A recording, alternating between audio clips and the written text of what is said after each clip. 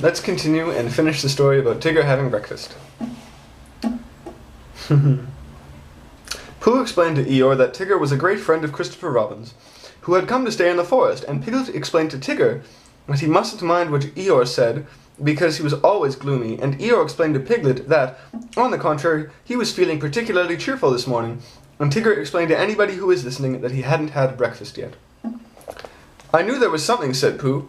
Tiggers always eat thistles, so that was why we came to see you, Eeyore. Don't mention it, Pooh. Oh, Eeyore, I didn't mean that I didn't want to see you. Quite. But your new stripy friend, naturally, he wants his breakfast. What did you say his name was?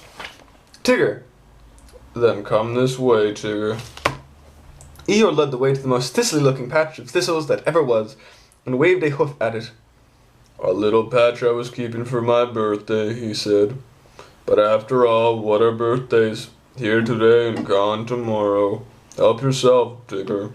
Tigger thanked him and looked anxiously at Pooh. Are these really thistles? He whispered. Yes, said Pooh. What Tiggers like best? That's right, said Pooh. I see, said Tigger. So he took a large mouthful and gave a crunch. Ow, said Tigger. He sat down and put his paw in his mouth. What's the matter? Asked Pooh. What? Mumbled Tigger. Your friend, said Eeyore, appears to have bitten on a bee. Pooh's friend stopped shaking his head. Pooh's friend stopped shaking his head to get the prickles out and explained that Tiggers didn't like thistles. Then why bend a perfectly good one? Asked Eeyore. But you said, began Pooh, that you said Tiggers like everything except honey and acorns. And thistles, said Tigger, who was now running around in circles with his tongue hanging out. Here's a wonderful picture of Tigger leaping over to where Eeyore lives. I thought you might like it. I never feel like you leave enough time for pictures. Pooh looked at him sadly. What are we going to do? He asked Piglet. Piglet knew the answer to that, and he said at once they must go and see Christopher Robin. You'll find him with Kanga, said Eeyore. You'll find him with Kanga, said Eeyore. He could come close to Pooh and said in a loud whisper, Could you ask a friend to do his exercises somewhere else? I shall be having lunch directly, and I don't want it bounced on just before I begin. A trifling matter, and fussy of me. But we all have our little ways. Pooh nodded solemnly and called to Tigger. Come along, and we'll go and see Kanga. She's sure to have lots of breakfast for you. Tigger finished his last circle and came up to Pooh and Piglet. Hot! He exclaimed with a large and friendly smile. Come on! He rushed off. Pooh and Piglet walked slowly after him. And as they walked, Piglet said nothing, because he couldn't think of anything, and Pooh said nothing because he thought was thinking of a poem. And when he had thought of it, he began. What shall we do about poor little Tigger? If he never eats nothing, he'll never get bigger, and he doesn't like honey and acorns and thistles because of the taste and because of the bristles. And the good things, and all the good things which an animal likes, have the wrong sort of swallow or too many spikes. Oh my goodness. Something huge just drove by my window, like 2 stories high. Wow. He's quite big enough anyhow, said Piglet, but he isn't really big. Well, he seemed so.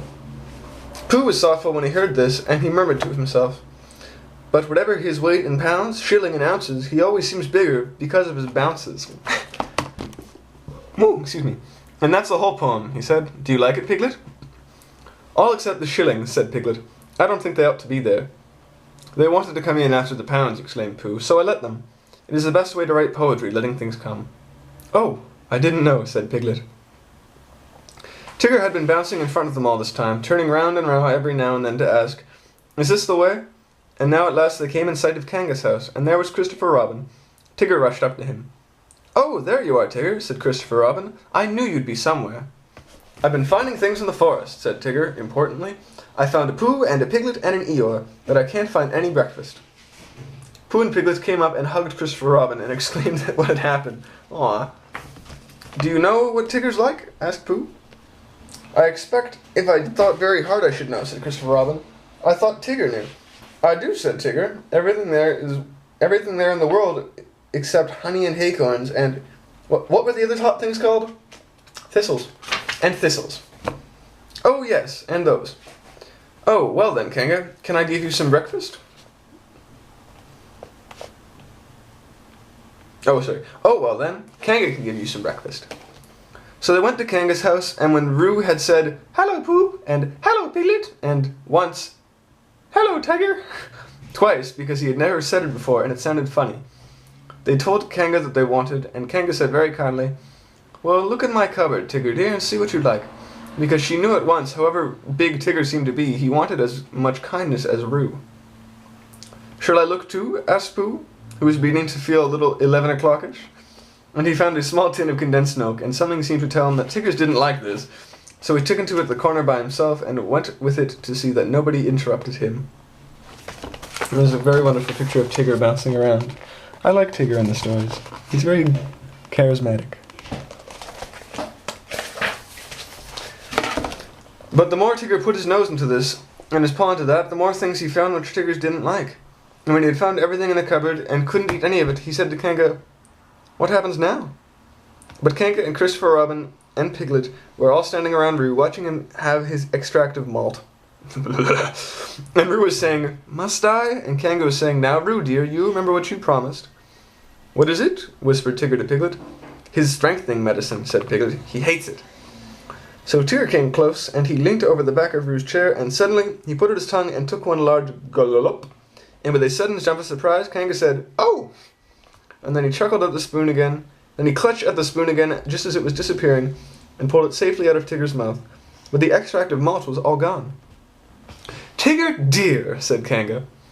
"He's taking my medicine, he's taking my medicine, he's taking my medicine," sang Roo happily, thinking it was a tremendous joke. When Tigger looked up at the ceiling and closed his eyes, his tongue went all around and around in his chops, in case he had left any outside, and a peaceful smile came over his face, and he said, "So that's what Tigger's like." Which explains why he always lived at Kanga's house afterwards, and had extract of malt for breakfast, dinner, and tea. And sometimes when Kanga thought he wanted strengthening, he had a spoonful or two of Roo's breakfast after meals as medicine. "That I think," said Piglet to Pooh, "that he's been strengthened quite enough."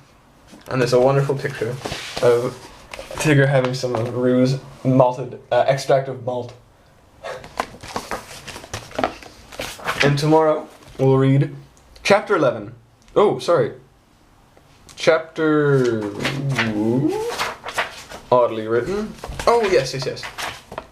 No, Chapter 21, I suppose. In which a search is organized and Piglet nearly meets a Heffalump again. It'll be good. In the meantime, Christy, I love you dearly, and I'll be talking to you tomorrow at 8:30 my time. So, sleep well, keep calm, find a llama, carry on, and I'll talk to you very soon. I love you. I love you, darling. Good night.